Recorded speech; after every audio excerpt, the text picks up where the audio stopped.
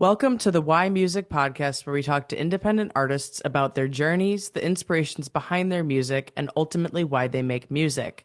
This next artist is an alt pop Atlanta based singer songwriter. Blending styles from across the pop landscape, she certainly stands out in a whole new way as she delivers every new song. Welcome, Ella. Hi. I always like to start with where your music journey kind of all started. I've been around music my whole life. My parents are both musicians.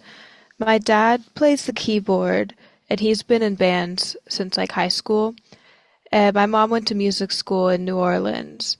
So it's just always been like, I guess, in and around me. So I've been singing as long as I can remember and writing kind of the same. I started taking it seriously probably when I was like 13. I guess when I started taking voice lessons because she wasn't that good, but it's okay. We got there. But I love voice lessons. I love writing. Writing is my favorite thing to do, like in the whole world. So, do you like being around, you said your dad plays the keyboard, your mom's went through all of this. Did you at any point like pick up any instruments? Did it just start with singing? Like at what point did we kind of like build from, voice lessons on? Yeah, I actually, before I started taking voice lessons, my dad, we have like a really big piano in our house, and he plays it all the time. So when I was younger, I kind of started to like go over and get copy a few things. So I play piano a little bit. I use it to write, and then I play ukulele. Um, yeah, I just learn things, and then I mostly just write with them because singing and writing is my real passion. But I love the piano. What's not to like about the piano? I mean, I'm a little bit biased, but like that's Yeah. it's kind of unmatched. Like there's nothing else really out there that's like it. Yeah, it's so beautiful. So with taking voice lessons and kind of immersing yourself in it directly, like at what point did you go from just kind of casually writing little ideas to being like, oh, maybe there's something here and like wanting to, take it to the recording stage and do, the artist thing? At what point did that stuff kind of develop into the artist project that you have now?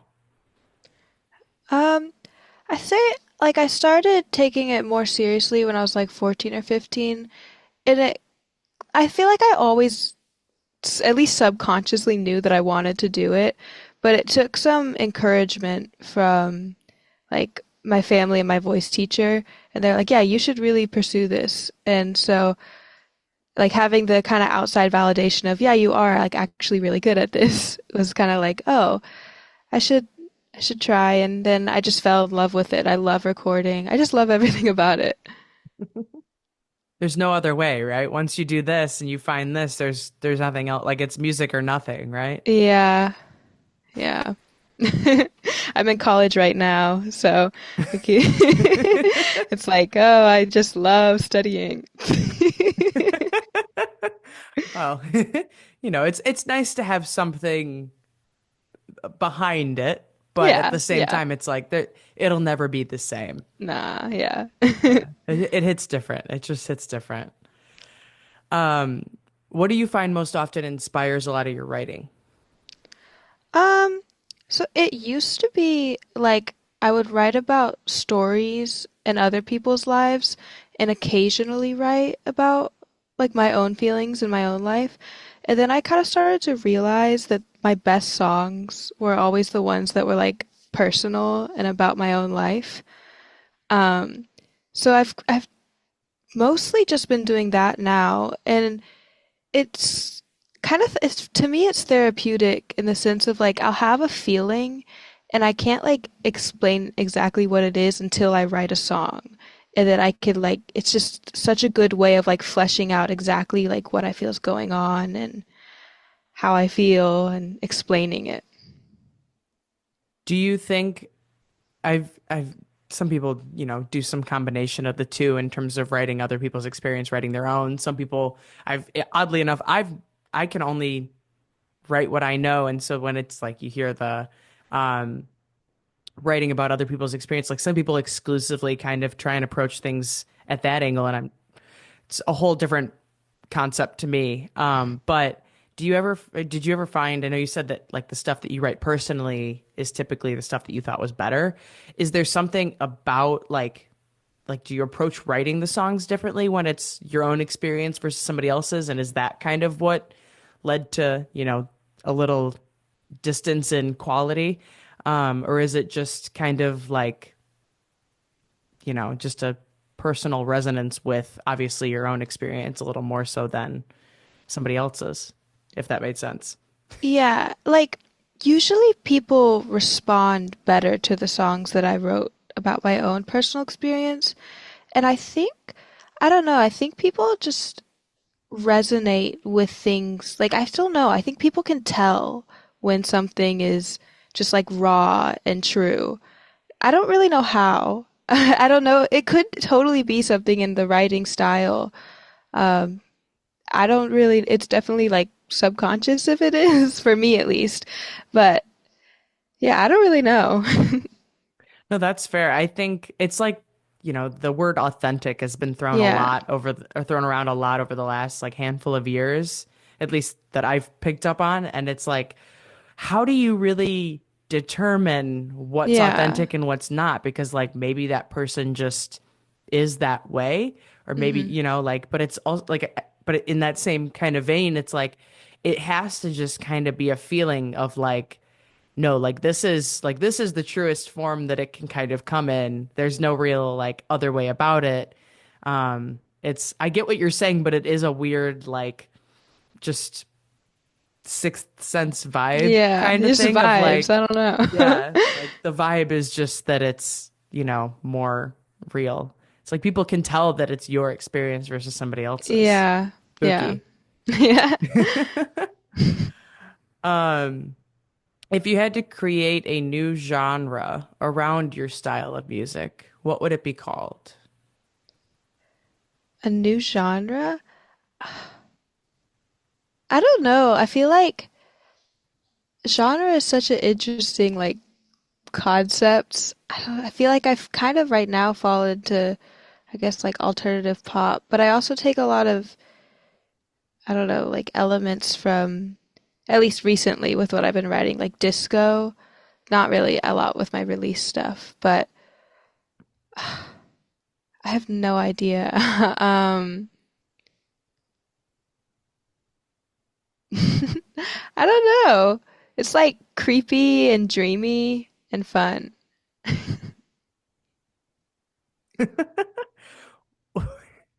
Dare I ask why creepy?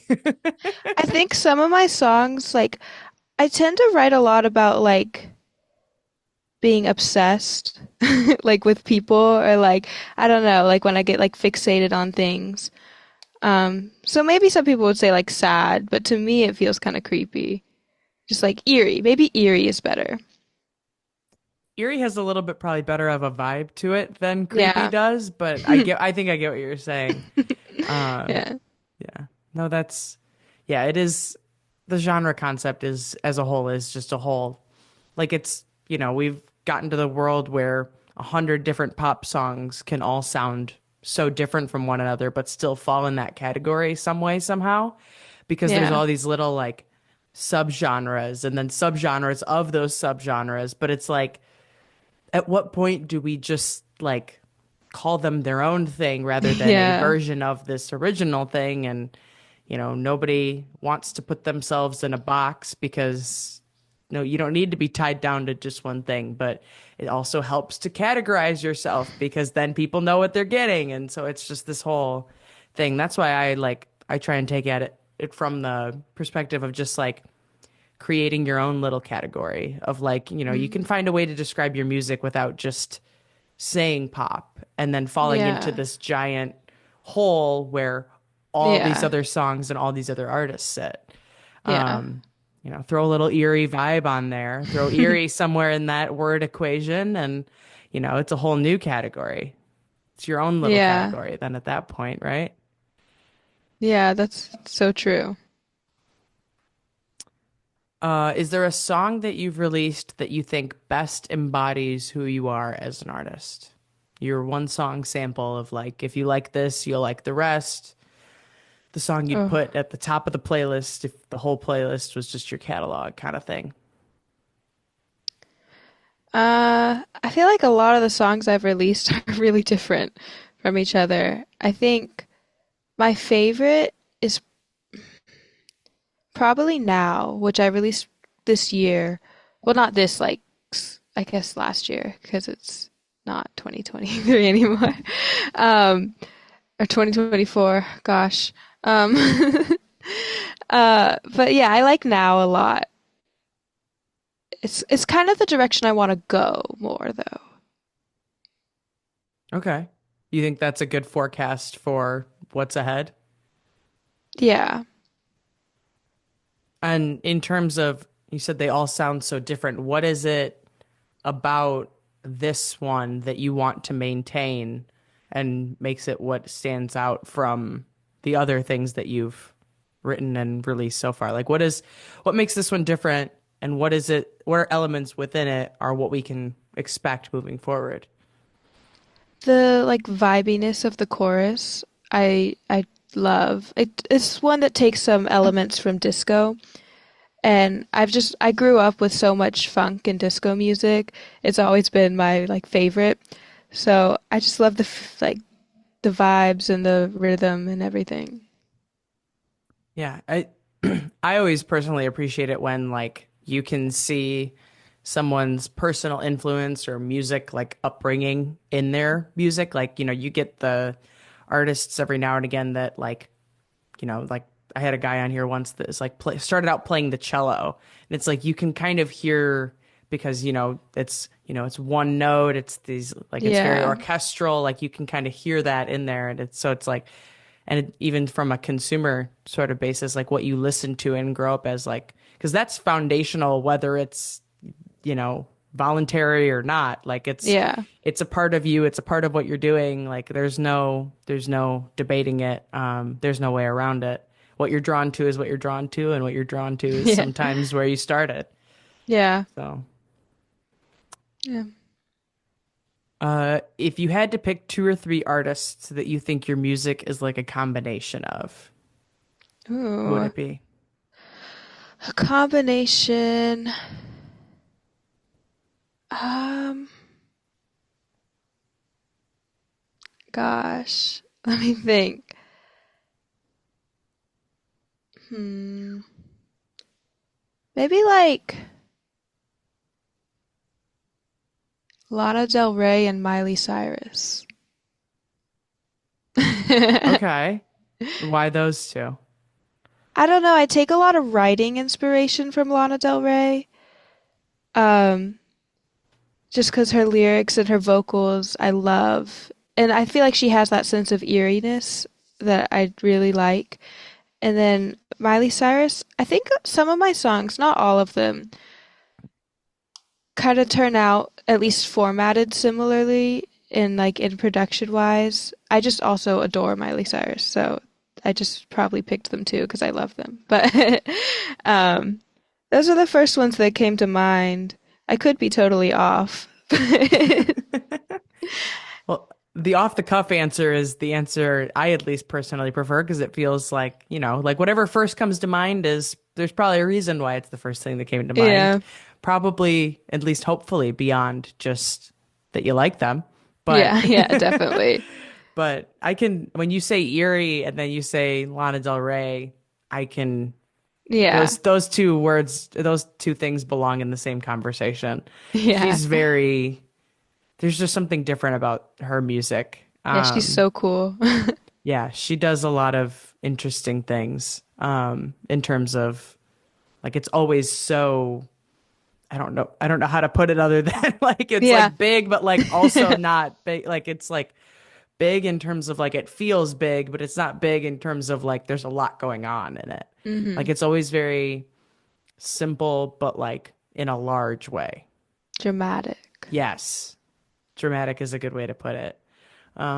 And Miley Cyrus is a different side of that same coin in like Yeah, she's done a lot of different things and is just kind of she's a good example, I feel like, of authentic because I don't think she's ever not been fully herself. Yeah. I don't think we can look back at that phase of Wrecking Ball and that era of things and say that that wasn't true to her, at least at the time. Yeah. Nobody's out there doing that just to do it. Just 'cause. Yeah, just 'cause. But yeah, no, I could totally. And when you say, when even if you just look at it from the alt pop lens, like those two are for sure in that space. Yeah. So, what is an outside passion of yours that you think impacts who you are as an artist? Um, well, I'm a fencer, so yeah, I'm on the team here at Notre Dame. Um, so I mean that has taken up so much of my life, and I've learned like so many lessons, and I feel like matured so much through competing so often. I don't know, you learn so much playing sports. So I think it honestly has contributed to like knowing myself and my emotions and how I work, which helps translate into my songwriting in a sense of like getting down to what I want to say and also work ethic too. I mean, it I feel like any part of your life where you have a lot of discipline is going to bleed into the rest of your life of like just getting things done and persevering and keeping at it. I have to say that's probably a first. I've never had somebody come on here and say fencing. Yeah. But but I think you're 100% right in terms of like I think it's just and it's like it goes beyond even just sports. It's like so much that is what you learn and what you experience in terms of principles and values in something are very easily applicable to other areas. Like there's zero reason why what you do on a day to day for, a job, for instance, can't also teach you things about the way that you conduct your personal life and the way that you do, approach hobbies or creative endeavors like being an artist and things like that, where it's, there's, they're, when you think I think I'm thinking of it now in terms of like the job market and things of like, everybody's always looking for these hard skills and these tangible things of like knowing how to do this and knowing how to do that, where it's like just I think the world would be better off if we took a little bit more perspective from the sake of like look at someone's experience and what could be carried off from that rather than like knowing how to use a spreadsheet or knowing how to do like Yeah. these like specific detaily little things. But it's like like someone who grew up an athlete, especially to the degree of like being a college athlete, like you understand work ethic, you understand, like you said, discipline and all these different things. And it's like, that's a valuable thing to have in someone. Those are pretty important kind of values and mentalities of sorts. And 100% on the, especially on the independent side of the music industry, Yeah. those things are, sometimes hard to come by, but definitely heavy in value. Because if it's just you, you're the only person holding yourself accountable. So discipline is a big pillar point at that point. So Yeah. yeah, Yeah. yeah, no, that's fencing. Wow. Yeah, it's a unique one. Yeah, yeah. I don't know that I know anybody who's been a fencer before. But that's cool. I mean, that's a unique feat in itself. So, yeah. This is the point in the podcast where I take a question from last week's artist for this week's artist. So the question from last week's artist is, what is one goal that feels impossible, but you still hold out hope for and work for?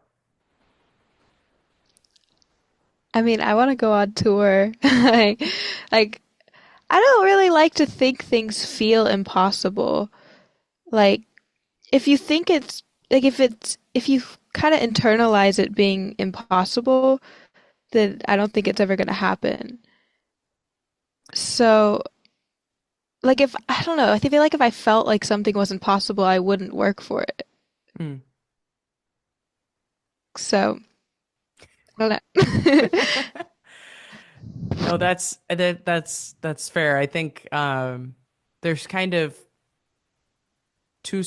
which is really funny because that's like the opposite of the way that he posed it last week. Mm. And he brought it up in very much of like the second that you identify what you feel like is intangible, it suddenly becomes tangible. It's like kind of like a speaking it into Mm. existence sort of thing and like making it, more of a reality because I think the things that because there's two ways of looking at it in terms of like what you view as impossible. And if you view it truly as impossible, like you said, it's like if feel confident that that's not going to be a thing that happens for you, what are you doing? Like putting effort into trying to make it happen when you don't believe that that's going to be the case. Yeah, Um, like you have to believe it to. yeah, I think you have to believe it for it to come into existence. Like, I don't, especially in music. Like, yeah, it's not just gonna come because you like put a tiny bit of effort in. right, right. Um, yeah, it's 100% like it's like the quote that's if you believe you can, but if you believe you can't, you can't. Yeah, There is a lot of limitation. And I think more and more as time goes on, you learn more and more how true it is that like things that feel intangible are only intangible if you believe them to be. I'm a big believer in nothing's out of reach, without nothing's out of reach if you put consistency, effort, and time into the equation.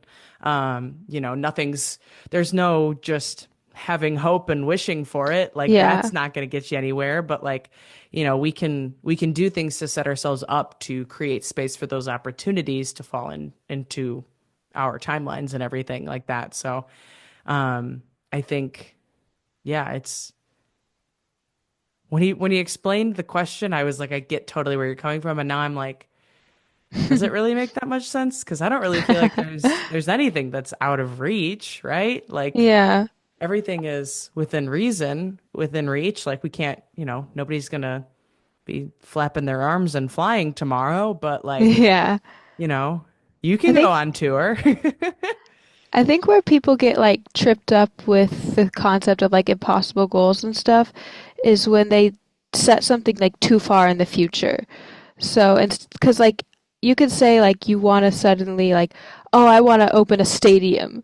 Hmm. You have to like have small things along the way to get there. Like you can't just be like, oh, that's the goal because you're never going to reach that goal and you're just going to be well, not that you're never going to reach it, but like if that's the ultimate goal, it's going to take so many years to get there and you're never going to feel accomplished until you reach that goal. So you have to like set small goals and celebrate the small goals along the way. 100%. You can't, and I think that's a big thing in the independent side of music, especially. I see a lot of that in talking to artists is like there's a lot of, there's a lot of high expectation for a new release or a new project. And because we're, being creative people, we have these big ideas and these big hopes. And it's like, especially when you're pouring all this time and effort into bringing the song to life and making the music and making it all happen, that you want obviously good things to come out of it on the back end. Like, who wouldn't? But at the same time, like, you run into this, too much hope and not enough substantive like effort behind it. And the expectation is, dependent upon outside factors that you don't have direct control over. Like I'm very much with the artists that I work with and with my own approach and everything, it's like I take it very from I'm not a very big numbers person in that way because you can't, regardless of how many playlists you fall on or how many blogs you get to write about your song or how many social media posts even you put out there into the world, the end result number of the outcome of that, yes, you did all of the things that you can to like elevate that, but that number doesn't, necessarily equate to the amount of effort you put on the front end, and it doesn't probably match the expectation that you had for it that you thought was going to come so easily out of doing all these different things. And so there's a lot of like a vision bigger than what there is to support it. And people get ahead of it and it's like, I want to do all of these different things without looking at it, like you said, from these tangible little moments and little steps that you can take. And then it's like, well, how did I not get from point A to point B? Because you didn't identify any steps to take between point A and point B. You just thought that was just Yeah. gonna Yeah. happen and work out that way. But you're 100% right, and it's and good for you for already understanding and knowing that, because I feel like that took me at least a handful of years to understand that like the vision's great, the ideas are awesome, but if you don't map out how to get there, you're lost. Yeah. You're lost. Yeah. So, um, what is your question for the next artist? Uh, it could be anything. Anything. Um, Ask them like what their most recent favorite like full album is and why. Okay, I like I feel, that. yeah, I feel like full albums is kind of a lost art, but I I feel like it's appreciate coming back. it I feel is. It like it's definitely coming back. is. Yeah, I love when there's a full album. It's like just like so clearly put together and Yeah. I, I'll refrain from trying to stand on my soapbox on that too much, but I'm very much of the mind of like, I think the big thing that's been lost in the recent era of independent music with, the whole narrative around releasing music every month or 6 weeks or every other month and all these other things is like doing the singles game. Well, that's where we run into, a very diverse catalog that, you know, doesn't necessarily create as much of a artistic foundation as maybe a EP or an album would in terms of like songs and everything that you're trying to package all in one way. You can still roll it out as singles. We can cheat that game 100%. But like having something that you're looking at as one kind of tangible stamped piece of art is honestly it's a good foundation setter. It's a good kind of, point to have because it's like those songs all go together and, it's a good, I'm very brand minded and it's yeah. very like good foundationally to have that kind of thing. Singles is great, especially in early stages, but as you kind of build, like, I don't want to see 50 singles. I want to see an album there soon enough. Yeah. So, um, what is it that you think sets you apart from other independent artists Um, other than fencing? you mean like musically or Any artist world related kind of like in the music space kind of thing, whether that's, with your sound, with the way you approach things, with who you are as an artist. Like it's very open ended just with the general music slash artist slash industry lens on there. I think I think I have a pretty unique voice, like singing voice. Um, and I have very clear ideas for like every single song and sound. Like when I go into the studio, like I know what I want it to sound like. Um, but another thing I feel like sets me apart, at least I get this from working with other artists, it's just like I'm not as big a perfectionist as everyone else is. Like I've really learned, and it could have been through sports growing up. I know you said not fencing, but like I've kind of learned that nothing is ever going to be perfect, and you're always going to want to fix things. But there's a point where like good enough is good enough. Like if it sounds good, it's good. You can't spend so many hours working on the smallest insignificant things when really a listener's not going to notice. Like I mean, yeah, if the vibes are good, then the vibes are good. Yeah, no, I think that's a big kind of quote unquote upper hand in the way of like a lot of people get like you hear people talking about how they're sitting on this song for a year. And it's Yeah. like, why? Why are we like, because the blessing and the curse of music is that it is so subjective to the point that you can take it in any direction that you want, but there's also no wrong way to do it. And, I think there's a lower level threshold of like quality in terms of like, there are some basic things when it comes to expectations around production and the mix and stuff like that. Like it has to at least like meet that bar.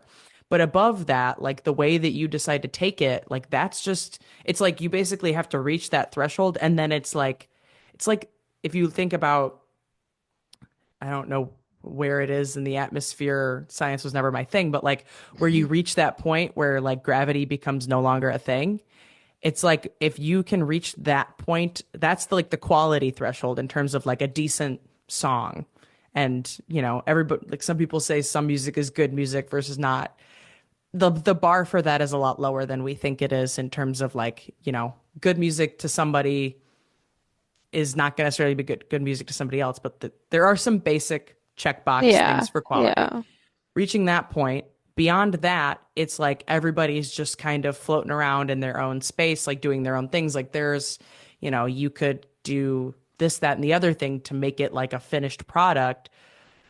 And there's no wrong way to do it once you've met that point. And so why tweak over it for months and months after the fact, where it's like, it's been a finished product really for the last like 6 months. What are we doing still messing around with Yeah. it?